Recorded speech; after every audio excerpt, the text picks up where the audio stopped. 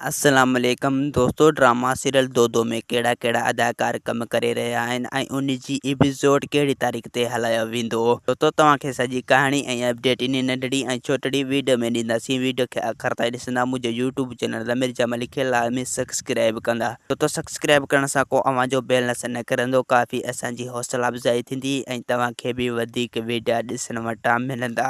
तो इन जो सभ खां पहिरियां असद कुरैशी जो मेन किरदार आहे। तमामु ज़बरदस्त ड्रामो आहे दो ऐं इन में असद कुरैशी कम करे रहियो आहे ऐं दोस्तों हिन में सईं निसार शाह भी कम करे रहियो आहे ऐं इरफान शेख ऐं अहमद अली शेख यानी कमाल खान भी हिन ड्रामे में कम करे रहियो आहे ऐं अली हसन चढ़ाई ऐं जुल्फी शाह ऐं नसरीन नाज़ भी हिन ड्रामे में कम करे रहियो आहे ऐं सैयद फखरुद्दीन शाह जलानी भी हिन ड्रामे में कम करे रहियो आहे। डायरेक्टर जी इहा कोशिश कई पई वञे त मूसा खे हिन ड्रामे में भी ऐड कयो वञे ऐं हिन में असद कुरैशी ख़ुद किरदार आहे हिन में। तो दो ड्रामे जी ज़बरदस्त कहानी आहे ऐं तमामु ज़बरदस्त अदाकार हिन ड्रामे में कम करे रहिया आहिनि ऐं हीउ वॾो सोप सीरियल ड्रामो आहे।